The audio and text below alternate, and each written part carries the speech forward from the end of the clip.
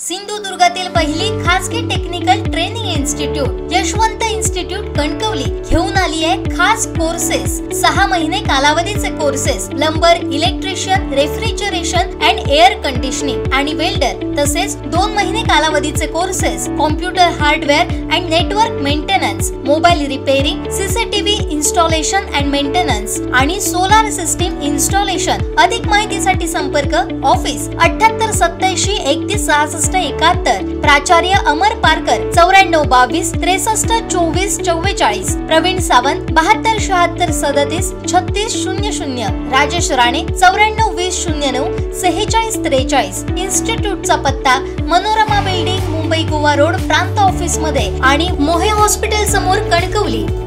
सिंधुदुर्ग जिल्ह्यातून परप्रांतीय वाहतूकदार मोठ्या प्रमाणावर ओव्हरलोड खनिज वाहतूक करतात।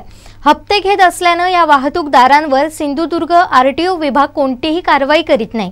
मात्र जिल्ह्यातील स्थानिक वाहतूकदारांना नाहक त्रास या विभागाकडून दिला जातोय, असा आरोप ठाकरे शिवसेनेचे नेते अतुल रावराणे यांनी केलाय। आरटीओने परप्रांतीय वाहतूकदारांवर कारवाई न केल्यास आता आम्हीच अशा गाड्या पकडून देणार आहोत, असं रावराणे यांनी सांगितलंय।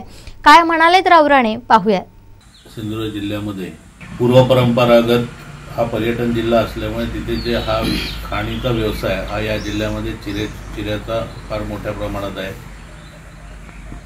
सिलिका सँडचाही व्यवसाय इथे आहे। काही खनिज या भागात असल्यामुळे खनिजांचा व्यवसाय इथे चांगल्या प्रकारे होतोय। रेडी, शिरोडा किंवा दोडामार्ग त्या भागामध्ये आयनॉरच्या खाणी असल्यामुळे तिथे होतं। या सर्व व्यवसायामध्ये स्थानिकांना प्राधान्य मिळालं पाहिजे, स्थानिकांना रोजगार मिळाला पाहिजे। आज रोजगारामध्ये महाराष्ट्रातच नव्हे तर संपूर्ण देशामध्ये आज सगळीकडेच बोंबाबोंब आहे। व्यापारी, मोठे उद्योगपती यांच्या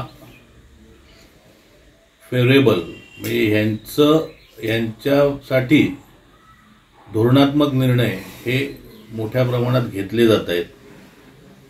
आपल्या जिल्ह्यामध्ये अजूनपर्यंत अदानी, अंबानी वगैरे आले नव्हते, पण आता जी माहिती मिळाली की आजपर्यंत ह्या सिंधुदुर्गातल्या जमिनींवरती ज्या खनिज पट्टे होते तिथे लीजच्या जमिनी होत्या आणि त्या लीजमधून ह्या भागातले शेतकरी, या भागातला जो जमीन मालक आहे त्यातला काही भाग हा त्याला उत्पन्न म्हणून मिळत होता।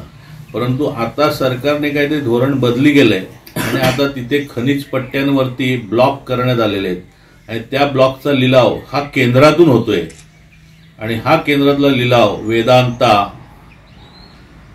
तुमचा जिंदाल, अदानी हे सर्व हे लिलाव घ्यायला लागलेले आहेत। म्हणजे आता जो काही या भागामध्ये थोडाफार रोजगार होता, व्यवसाय होता, जो या भागातल्या लोकांच्या, या भागातल्या सिंधुदुर्गवासियांच्या तोंडात त्यांच्या घराच्या कुटुंबाच्या उदरनिर्वाहाला मिळत होता, तोही आता हिरावून घ्यायचं काम हे केंद्र सरकार आणि राज्य सरकार एकत्रितपणे करतंय असं निदर्शनास येतंय। अगदी शेवटच्या टोकाला जायचं असेल तर हा जो चिरेखाणीचा व्यवसाय असेल, सिलिका सँडचा व्यवसाय असेल किंवा उद्या या भागातला ट्रान्सपोर्टचा व्यवसाय असेल, तर हा व्यवसाय हे स्थानिक मंडळी त्यावेळेला आपली ट्रक, वाहनं, टेम्पो घेऊन करत होते। परंतु आता शासकीय अधिकाऱ्यांच्या, ट्रॅफिकच्या, पोलीस असतील किंवा त्यांच्या मदतीने त्यांना आरटीओला जे काय त्यांचं पाकिट असेल, मानधन ते देऊन, जसं सिलिका सँड आणि याच्यामध्ये खोटे पास बनवले जातात, विनापरवाना पासच्या गाड्या जातात, हे आपण मागे सर्वांसमोर मी आणलेलं आहे। पण आता जी माहिती मिळाली ती भयानक आहे। कर्नाटक, बेळगाव तिकडच्या गाड्या इथे येत आहेत आणि त्या गाड्या रिकाम्या जाताना 50-50, 60-60 टन चिऱ्याचा लोड घेऊन जात आहेत। जेव्हा शासनाच्या नियमाप्रमाणे 30 टनच्या 28-30 टनच्या वरती परवानगी नसताना भयानक मोठ्या प्रमाणात घेऊन जात आहेत। सिलिका सँड मोठ्या प्रमाणात घेऊन जात, असेच 50 टन 60 टन, ज्याच्यामुळे खरे घाटातले सगळे रस्ते आणि त्याची जी काही वाट लागली शासकीय याची सगळ्या मालमत्तेची, त्याला कारण काय असेल तर ही ओव्हरलोड हे जे ओव्हरलोड ट्रक जात आहेत ह्याच्यामुळे त्या रस्ता खचतोय आणि त्याचा भुर्दंड शासनावर पडतोय.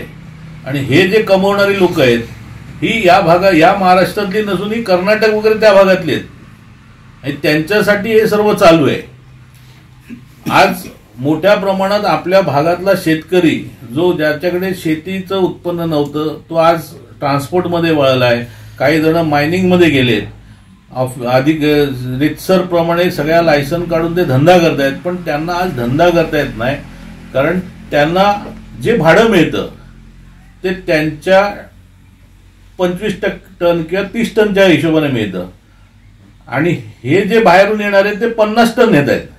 तर त्यांचं ते 50% कमी भाड्यात धंदा करतात. त्याच्यात ज्यांनी ह्या गाड्या घेतलेल्या आहेत ते त्यांचा उदरनिर्वाह असं करू शकत नाही. त्यांचा ट्रान्सपोर्टचा म्हणजे गाडीचा खर्च जो आहे तो सुद्धा त्यांचा निघणार नाही. पण हे सगळं जे चालू आहे तर हे सर्व जे आहे हे आरटीओकडे एक माफिया टोळी तयार झालेली आहे आणि ती हप्ते देते. मला जी माहिती मिळाली की जवळजवळ 50 लाखाच्या पेक्षा मोठं उत्पन्न या जिल्ह्यातून महिन्याला ट्रॅफिक पोलीसच्या आरटीओला जमा केलं जात आहे आणि हा फक्त ट्रान्सपोर्ट मधला मलिदा आहे. पण या सर्व अधिकाऱ्यांनी लक्षात ठेवलं पाहिजे की हा जिल्ह्यातला जो भूमिपुत्र आहे त्याचा हक्क पहिला आहे आणि त्याच्या हक्कावर ज्या दिवशी तुम्ही गदा आणणार त्या दिवशी आम्ही तुमचे सगळे रस्ते बंद करू.